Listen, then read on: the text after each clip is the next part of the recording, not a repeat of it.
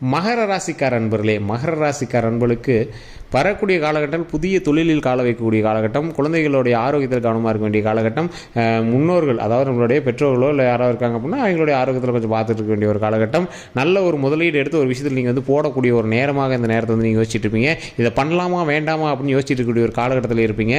நிலபலன்களை சரி பண்ணி அதை இன்னொரு புது லேண்ட் வாங்கலாம் அப்படிங்கிற ஒரு கேள்விக்குறியான மைண்டில் நீங்கள் வெயிட் பண்ணிட்டு இருப்பீங்க. இந்த மாதிரி விஷயங்கள்லாம் உங்களுக்கு இருக்குது அப்படின்னா இந்த வீடியோ ஸ்கிப் பண்ணாமல் பாருங்கள். உடல் ஆரோக்கியத்தில் கொஞ்சம் கவனம் தேவை. வண்டி வாகனம் புதுசாக வாங்கலாம் அப்படின்னு வெயிட் பண்ணிட்டு இருக்கிறீங்க, வீடியோ ஸ்கிப் பண்ணாமல் பாருங்கள். அதே மாதிரி சில கேள்விகளோடு வெயிட் பண்ணியிருக்கிறதுக்கு இந்த பதில்கள் வீடியோவில் இருக்கும். நான் சொன்னது ஒரு 4 பாயிண்ட் சொல்லியிருக்கேன்னா இதை விட நிறைய உள்ள பாயிண்ட்ஸ் இருக்குது. அந்த விஷயங்கள் எல்லாமே உள்ள எதனால பண்ண போகிறீங்க, ஏன் பண்ண போகிறீங்க, பண்ணியே ஆகணுமா அப்படிங்கிற எல்லாமே கிளியராக பேசிடலாம். அதே மாதிரி இந்த வீடியோவை இதுவரை பார்த்துட்டு இருக்கவங்க சேனல் சப்ஸ்கிரைப் பண்ணாமல் இருந்தாவோ இல்லை இது வரைக்கும் இந்த சேனல் யாருன்னே தெரில சார் அப்படின்னு இருந்தீங்கன்னா மறக்காமல் ஃபாலோ பண்ணிக்கோங்க, சப்ஸ்கிரைப் பண்ணிக்கோங்க, பெல் பண்ணி ப்ரெஸ் பண்ணி ஆல் அப்படின்னு கிளிக் பண்ணிக்கோங்க. பிரபலமான ஜோதிடருடைய நம்பர் நான் கீழே கொடுத்துருக்கேன் டிஸ்கிரிப்ஷனில். எந்த ஒரு சந்தேகமாக இருந்தாலும் ஃபோன் பண்ணி நீங்கள் பேசி தெரிஞ்சுக்கலாம். எந்த ஒரு சந்தேகமாக இருந்தாலும் உங்களுடைய லைஃப்பில் வசியம் சம்மந்தப்பட்டது, திருமணம் சம்மந்தப்பட்டது, குழந்தைகள் சம்மந்தப்பட்டது, எந்த ஒரு விஷயம் உடல் ஆரோக்கியம் சம்மந்தப்பட்டது, கடன் பிரச்சனை சம்மந்தப்பட்டது எல்லாத்தையுமே சால்வ் பண்ணுறதுக்கு ஒரு முக்கியமான ஒரு நம்பர் கொடுத்துருக்கேன். கடவுளாக உங்களுக்கு இந்த நம்பர் கொடுத்தா ஞாபகம் வச்சுக்கோங்க. உங்களுடைய ப்ராப்ளத்தை சால்வ் பண்ணுறதுக்கு கடவுளாக ஒரு வாய்ப்பு வாங்கியதான் ஞாபகம் வச்சுட்டு அந்த நம்பருக்கு ஃபோன் பண்ணி பாருங்கள். பிரபல ஜோதிடருடைய நம்பர் தான் கொடுத்துருக்கேன். எந்த ப்ராப்ளமாக இருந்தாலும் அதுக்கான சொல்யூஷன் கொடுப்பார். ஒரு மிடில் கிளாஸ் லைஃப், ஒரு மிடில் கிளாஸ் மனுஷன் நீங்கள் ஃபோன் பண்ணிங்க அப்படின்னா ஒரு ஜாதகத்துக்கு எவ்வளோ வாங்கலோ அவ்வளோதான் வாங்குவாங்க. நீங்கள் இதில் எந்த ஒரு ஃபேக்கோ இல்லை எந்த ஸ்கேமும் கிடையாது. நீங்கள் ஜஸ்ட் நீங்கள் ஃபோன் பண்ணி பேசி தெரிஞ்சிக்கலாம். இதை நீங்கள் ப்ரமோஷனாக எடுத்துக்கிட்டாலும் சரி, எங்களுக்கு இது ஒரு ஃபீட்பேக் அப்படின்னு தான் சொல்லணும். எங்களுடைய பர்சனலாக நாங்கள் பார்க்கக்கூடிய எல்லா விஷயமும் நம்ம பார்த்து நம்ம கணிச்சு கொடுக்கக்கூடிய ஒரு ஜோதிடர் தான். நீங்கள் ஜஸ்ட் நீங்கள் உங்களுடைய ப்ராப்ளத்தை சொல்லி உங்களுடைய பிறந்த நேரம், பிறந்த தேதி, பிறந்த ஊரை சொல்லுங்கள் சார், அவரே உங்களுடைய ப்ராப்ளம் என்னன்னு அவரே சொல்லிடுவார். நீங்கள் ட்ரை பண்ணி பாருங்களேன். ஸோ அடுத்து இப்போ நம்ம இந்த வீடியோவில் எதை பற்றி பார்க்க போகிறோம் அப்படின்னா மகர ராசியினுடைய தற்போதைய காலகட்டம் எப்படி இருக்குது, இனி வரக்கூடிய காலகட்டங்கள் எப்படி இருக்கும்போது அவங்களோட பண்பு நலன்கள் என்ன. மகர ராசிக்காரர்களுக்கு ஒரு ஹைலைட்டான விஷயம் என்ன அப்படின்னா எல்லா விஷயத்துக்குமே ஆப்ஷன்ஸ் வச்சுருப்பாங்க. ஒரு பிரச்சனை நடக்குது அப்படின்னா அந்த பிரச்சனை வரத்துக்கு முன்னாடி அந்த பிரச்சனையிலேருந்து சால்வ் ஆகிறதுக்கு என்ன மேட்டர் பண்ண முடியுமோ அது எல்லாத்தையும் யோசிச்சு வச்சுருப்பாங்க. அந்த ராசிக்காரர்கள் ஒரு ஆப்ஷன் ஏ இல்லைனா ஆப்ஷன் பி, ஆப்ஷன் பி இல்லைனா ஆப்ஷன் சி, ஆப்ஷன் சி இல்லையா டே அதுக்கே நான் வேரியேஷன் வச்சுருக்கேன்டா அப்படிங்கிற மாதிரி வித்தியாசமான முறையில் யோசிப்பாங்க, வித்தியாசமாக யோசிப்பாங்க. ஹைலைட்டான விஷயம் என்ன அப்படின்னா மகர ராசிக்காரர்கள் பண விஷயத்தில் கொஞ்சம் கவனமாக இருப்பாங்க, கொஞ்சம் கஞ்சனாக இருப்பாங்க. பேக்கப் ஒரு ரிஸ்க் எடுக்கிறதுல பயந்துக்குவாங்க. ஒருவேளை பணம் வேணும்ல, இந்த இடத்துக்கு பணம் வேணும்ல அப்படின்னு சேமித்து வைப்பாங்க. சின்ன சின்ன விஷயங்களை சேமிப்பாங்க, நிறைய பேக்கப் எடுத்து வச்சுருவாங்க. லைஃப்பில் இந்த அமௌண்ட் எனக்கு தேவைப்படுது, அதனால் நான் கண்டிப்பாக சேமித்து வச்சே ஆகணும் அப்படின்னு நிறையா விஷயத்தில் சேமித்து வச்சுக்கிட்டே இருப்பாங்க. தொழிலில் முன்னேற்றம் அடையணும் அப்படிங்கிறதுக்காக நிறைய வித்தியாசமான வழிகளில் இவங்க கையாளுவாங்க. வீட்டில் சும்மா இருக்கிற மாதிரி தான் இருக்கும், நிறைய வித்தியாசமான வழிகளை கையாளுவாங்க. முடி சம்மந்தப்பட்ட பிரச்சனைகள் உங்களுக்கு அதிகம், அதற்காக நீங்கள் அதிகமாக மெனக்கெட்டிருப்பீங்க. குழந்தைகளுடைய ஆரோக்கியத்தில் கவனம் தேவை, அதனால் கொஞ்சம் பார்த்து பக்குவமாக பண்ணிங்க அப்படின்னா போதுமானது. இந்த ராசிக்காரர்கள் காதல் திருமணமோ அல்லது வேறு மதத்திலோ அல்லது வேறு ஜாதியிலோ தான் திருமணம் பண்ணுவீங்க. அதனால் நீங்கள் எப்போவுமே குடும்பத்துக்குள்ளே கல்யாணம் பண்ணியிருக்கீங்க அப்படின்னா நீங்கள் சின்ன சின்ன சண்டை சச்சரவுகளுக்கு கொஞ்சம் ஈடுபடுறதுக்கான வாய்ப்புகள் அதிகம். மகர ராசிக்காரர்கள், மகர லக்கினத்துக்காரர்கள் யாராக இருந்தாலும் சரி, சண்டை சச்சரவுகள் கொஞ்சம் அதிகமாகவே இருக்கும். இருந்தாலும் இல்லை சார் நாங்களாம் ஹைலைட்டாக தான் இருக்கோம் அப்படின்னா குடும்பத்தில் உள்ள விரிசல்கள் கொஞ்சம் இருக்கிறதுக்கான வாய்ப்புகள் அதிகம் இல்லையா. உங்களுடைய பெண் எடுத்த இடத்துல இருந்தோ இல்லை பெண் மாப்பிள்ளை எடுத்த இடத்துல இருந்தோ கொஞ்சம் பிரச்சனைகள் இருப்பதற்கான வாய்ப்புகள் அதிகம். அவங்க இப்போ இல்லை வருங்காலத்தில். ஸோ அந்த இடத்துல நீங்கள் கொஞ்சம் கேப் விட்டு நீங்கள் மெயின்டைன் பண்ணிகிட்டே இருந்தீங்க அப்படின்னா பிரச்சனைகள் வராத தடுக்கிறதுக்கான வாய்ப்புகள் அதிகம். ஸோ அதனால் இந்த ராசிக்காரர்களை பொறுத்த வரைக்கும் மதம் ஜாதிக்கு அப்பாற்பட்ட ராசி அப்படின்னு சொல்லலாம். அதே மாதிரி எந்த அளவுக்கு கஞ்சனாக இருக்காங்களோ அந்தளவுக்கு குடும்பத்துக்காக செலவு பண்ணுவாங்க, பார்த்து பண்ணுவாங்க. திருப்பதி ஏழுமலையானுடைய அருள்பட்ட ராசி. திருப்பதிக்கு அடிக்கடி போயிட்டு வரணும்னு நினைப்பீங்க, கண்டிப்பாக ஒவ்வொரு டைம் போயிட்டு வந்துடுவீங்க. குழந்தையாகவே இருந்தாலும் கூட்டு போயிட்டு வரணும்னு நினைப்பீங்க. குழந்தை வைக்கக்கூடிய பேரைக்கூட சயின்டிஃபிக்காக யோசித்து அதில் ஆன்மீகமாக யோசித்து வைக்கக்கூடிய ராசி. ஆன்மீகத்தில் கொஞ்சம் ஈடுபாடுகள் அதிகம், ஜோதிடத்தில் ஈடுபாடுகள் அதிகம். ஸோ எல்லா இடத்தையும் கொஞ்சம் யோசித்து பண்ணுவீங்க. நல்ல ஒரு படிப்பறிவு இருக்குது. 2-3 விஷயத்தில் திறமையை பயன்படுத்துறதுக்கு பார்ப்பீங்க. கவர்மெண்ட் உத்தியோகத்தில் அதிக ஆற்றல் காட்டுவீங்க. கவர்மெண்ட் உத்தியோகத்துக்கு போனால் பரவாயில்லையே அப்படின்னு நினைப்பீங்க, அதுக்கு ஆற்றல் காட்டுவீங்க. அப்படியே இல்லைனாலும் நீங்கள் நார்மல் பிஸ்னஸ் தொட்டிங்க அப்படின்னா அதுலேயும் ஹைலைட்டாக நிறைய வருமானத்தை எடுத்துருவீங்க. இந்த ராசிக்காரில் பொறுத்த வரைக்கும் மிகப்பெரிய ஆளுமை கொண்ட ராசி அப்படின்னு சொல்லலாம். ஒரு விஷயத்தை பண்ணோம், ஆனால் நீங்கள் பண்ண மாட்டீங்க, வேறு ஒரு ஆள்கிட்ட டெமோ பார்த்து தான் பண்ணுவீங்க. அவன் பண்ணால் பிரச்சனை இல்லை பார்த்துக்கலாம், அவன் பண்ணால் பிரச்சனை இல்லை பார்த்துக்கலாம், அப்படி தான் நீங்கள் யோசிப்பீங்க. தொழிலும் சரி கல்வியும் சரி எந்த ஒரு இடத்துக்கு நீங்கள் போனீங்க அப்படின்னாலும் அந்த இடத்துல கொஞ்சம் பொறுமையாக ஹேண்டில் பண்ணிங்க அப்படின்னா போதுமானது. நீங்கள் ரிஸ்க் எடுக்க மாட்டீங்க, மற்றவங்களுக்காக போய் நிற்க மாட்டீங்க. இருந்தாலும் கொஞ்சம் மற்றவருக்கும் ஒரு சாட்டிஸ்ஃபேக்ஷனாக பண்ணிங்க அப்படின்னா போதுமானதாக இருக்கும்.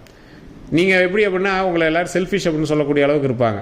நட்போட்டாரங்கள் அதிகம். நண்பர்களோடு ஸ்பெண்ட் பண்ணணும் அப்படிங்கிற டைமில் நீங்கள் அதிகமாக ஸ்பெண்ட் பண்ணணும் அப்படி தான் நினைப்பீங்க. இருந்தாலும் கொஞ்சம் அப்படியே மிதப்பாகவும் ஒரு மந்த தன்மையோடய நீங்கள் வந்திருப்பீங்க. உடலில் கொஞ்சம் கவனம் செலுத்தணும். LDL லெவலில் கொஞ்சம் செக் பண்ணிக்கணும். கொலஸ்ட்ரால் செக் பண்ணிக்கணும். ஸோ இந்த மாதிரி ராசிக்காரர்கள், மகர ராசிக்காரர்கள், மகர லக்கினக்காரர்கள் கொலஸ்ட்ரால் செக் பண்ணிக்கோங்க, LDL செக் பண்ணிக்கோங்க. உடல் பயிற்சி அதிகமாக செய்யுங்க, எக்ஸசைஸ் அதிகமாக பண்ணுங்கள், ப்ரோட்டீன்ஸ் கொஞ்சம் அதிகமாக எடுத்துகிட்டு ஃபேட்ஸ் ஐட்டம்ஸ்லாம் கொஞ்சம் குறைச்சிக்கோங்க. எக்ஸசைஸ், உடம்புக்கு வந்து எக்ஸசைஸ் கண்டிப்பாக தேவை. ஸோ ரத்தம் சம்மந்தப்பட்ட விஷயங்கள், ரத்த நாணங்கள் சம்மந்தப்பட்ட விஷயங்கள் கொஞ்சம் கவனமாக எடுத்துக்கிங்க அப்படின்னா போதுமானது. மற்றபடிலாம் எந்த ஒரு பிரச்சனையும் கிடையாதுங்க. லேண்ட் வாங்குறீங்க, லேண்ட் மாற்றுறீங்க, லேண்ட் விற்கிறீங்க அப்படின்னா அதில் கொஞ்சம் கவனம் செலுத்துங்க. எந்தளவுக்கு அதில் வந்து வருமானம் இருக்குது, எந்தளவுக்கு அதில் வந்து லாபம் இருக்குது, அதெல்லாம் கொஞ்சம் செக் பண்ணுங்கள். இந்த ராசிக்காரில் பொறுத்த வரைக்கும் ஏற்கனவே வந்து நிறைய இடங்களுக்கு போயிட்டு ஏமாந்து, சில விஷயங்கள்லாம் ஏமாந்து, பண விஷயங்கள்லாம் ஏமாந்து தான் வந்திருப்பீங்க. சின்ன சின்ன அமௌண்ட்டாக தான் இருக்குது. 5000 10,000 ஆப்பில் இது பண்ணீங்க, அதில் பண்ண இதில் பண்ணலாம், நிறையா வந்து பண்ணிட்டு தான் இருப்பீங்க. ஸோ அந்த மாதிரி விஷயங்கள்லாம் கொஞ்சம் கவனம் செலுத்துறீங்க அப்படின்னா போதுமானது. பெரிய ரிஸ்க்கெலாம் இருக்குன்னு அவசியம் இல்லை. கொஞ்சம் லைஃப்பை கொஞ்சம் பார்த்து ஹேண்டில் பண்ணிங்க அப்படின்னா போதுமானது. தொழிலில் முன்னேற்றம் அடைவதற்கு இந்த ராசிக்காரர்கள் பல ஸ்டெப் எடுப்பாங்க. அந்த ஸ்டெப்பு எந்த ஸ்டெப் எடுத்தாலும் 1-2 ஸ்டெப் பேக் அடித்தாலும் சில ஸ்டெப் வந்து எங்களை காப்பாற்றிட்டுரும்.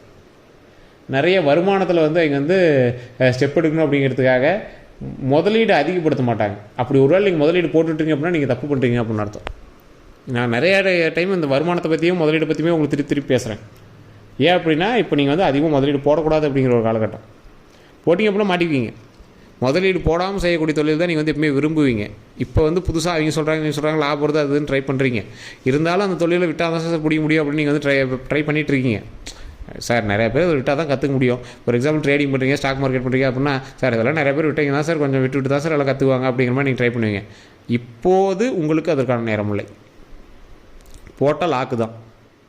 கொஞ்சம் பொறுமையாக ஹேண்டில் பண்ணிங்க அப்படின்னா பரவாயில்ல. கேஸ் வம்பு வழக்குகள் இருக்குது, அதை கொஞ்சம் பொறுமையாக ஹேண்டில் பண்ணிங்க அப்படின்னா அதுலேயே லாபகரமாக வெளியே வரலாம். நல்ல ஒரு மன மகிழ்ச்சியோடு நல்ல லாபம் எடுத்துகிட்டு வெளியே வரலாம், நல்ல லாபத்தோடு வரலாம்.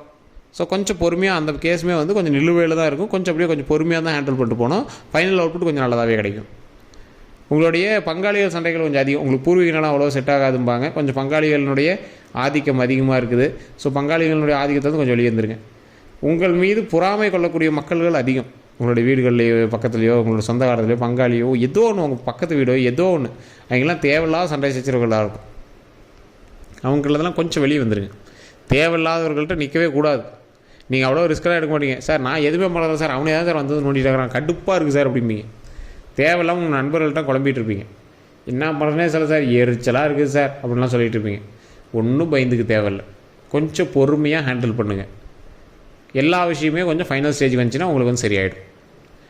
இனி வரக்கூடிய காலகட்டங்களில் நல்ல வருமானம் பெருகக்கூடிய காலகட்டம், உடல் ஆரோக்கியமாக இருக்கக்கூடிய காலகட்டம், தாய் தந்தையருக்கு நல்ல மனமகிழ்ச்சியோடு எல்லா சேவைகளும் செய்யக்கூடிய ஒரு காலகட்டம், நல்ல ஒரு உறவுகளை புதுப்பிக்கக்கூடிய ஒரு காலகட்டம், தொழில் இல்லாதவர்கள் தொழில் அமையக்கூடிய ஒரு காலகட்டம், அதே மாதிரி வருமானம் இல்லாதவர்களுக்கு புதிய வருமானம் தொடங்கக்கூடிய ஒரு காலகட்டம், வேலை இல்லாதவர்களுக்கு புதிய வேலை கிடைக்கக்கூடிய ஒரு காலகட்டம், எல்லாமே பாசிட்டிவாக கிடைக்கிது.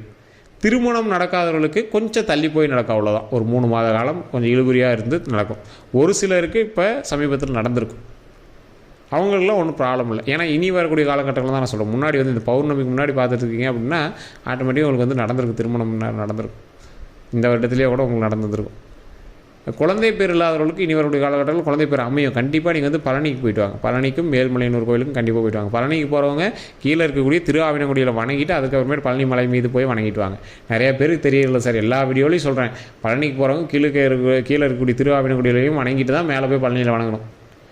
தெரிகிறதில்ல நிறைய பேருக்கு. கீழே இருக்கக்கூடிய ஒரு குழந்தை வடிவில் இருக்கக்கூடிய, மேலே இருக்கக்கூடிய பாலன் வடிவில் நிறைய பேர் இல்லை. மேலே இருக்கிறது பால தண்டாயுதமணி, கீழே இருக்கக்கூடியவர் திருஆவினங்குடியில் இருக்கக்கூடிய சிறப்பான ஒரு முருகர். நீங்கள் வணங்க, நிறைய பேருக்கு தெரியாது. அங்கே போய் வணங்கிட்டு நீங்கள் மேலே போய் வணங்கிட்டு வாங்க. குழந்தை பேர் இல்லாதவர்கள் நல்லா மேலே ஏறி வேர்க்கணும். ரோப் காரில் போயிட்டார் சார்லாம் போகாதீங்க.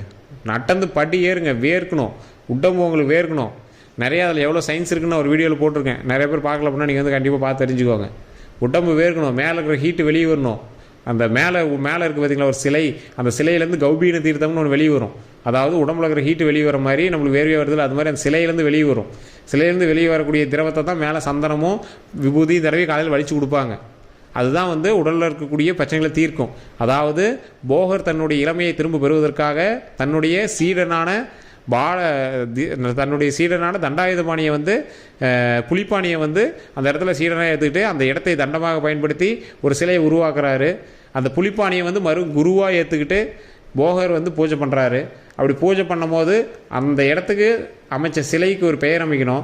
அந்த பெயர் தான் வந்து பாலனாக ஒரு சிலையை உருவாக்கினேன், மறுபடியும் பாலனாக மாறுவதற்கு பால தண்டாயுத பாணி, புலிப்பாணியை பயன்படுத்தி அந்த தண்டத்தை பயன்படுத்தி, தண்டம் அப்படிங்கிறது அந்த இடம், அந்த தண்டம் அங்கே இடத்துல புலிப்பாணியினுடைய அருளால் புலிப்பாணியவே அவர் வந்து குருவாக ஏற்றுக்கிட்டார். தன்னுடைய சீடனையே குருவாக ஏற்றுக்கிட்டு மறுபடியும் தன்னுடைய இளமையை பெறுவதற்காக தான் அந்த சிலைக்கே பேர் வச்சார். பாலனாக மாறுவதற்கு தண்டம் அப்படிங்கிற அந்த இடத்தை பயன்படுத்தி புலிப்பாணியினுடைய ஆசையோடு அந்த சிலையை உருவாக்கியதனால்தான் அந்த சிலையின் பெயர் பால தண்டாயுதபாணி.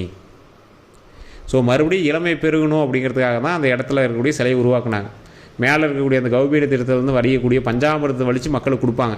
குழந்தைக்கு மருந்து எப்படி சார் கொடுப்போம்? வாழைப்பழத்தில் வச்சு கொடுப்போம், சத்து இருக்கக்கூடிய பழங்களை வச்சு கொடுப்போம். அது மாதிரி பழங்களை மட்டுமே மிக்ஸ் பண்ணி இருக்கக்கூடிய நியூட்ரிஷனில் சாமி மேலேருந்து வரக்கூடிய அந்த நவபாசாரத்துலேருந்து வரக்கூடிய திரவத்தை வடித்து கொடுத்தா இளமை மறுபடியும் பெருகி வரும், உடல் ஆரோக்கியம் பெறும், 100 ஆண்டுகள் வாழக்கூடிய அளவுக்கு உடம்புல இருக்கக்கூடிய பிரச்சனைகள் எல்லாமே தீரும். அப்படிங்கிறதுனால தான் அந்த காலத்திலே போகர் செஞ்சு வச்சார். மிகப்பெரிய சயின்டிஃபிக்கல் கெமிக்கல் இன்ஜினியர்னு சொல்லலாம்.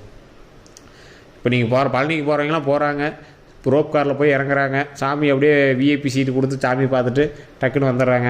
நடந்து போய் வேர்த்து மேலே சிகையில் இருக்கக்கூடிய முடியெல்லாம் எடுத்து விட்டு மேலேயும் வேர்த்து உங்கள் சிகையிலேருந்து உங்களுடைய தலையிலேருந்து வேர்வை வெளியே வந்து சந்தனத்தை தடவி அதை வந்து கூல் பண்ணி மறுபடியும் மேலே போய் பஞ்சாமிரத்தை சாமி மேலே தடவை பஞ்சாமிரத்தை வாங்கி சாப்பிடணும். இப்போ நிறைய பேர் வேக்ஸ் எல்லாம் சாமி மேலே தடவிருக்காங்க. அது நிறைய கேள்விகள்லாம் வந்துட்டு தான் இருக்குது.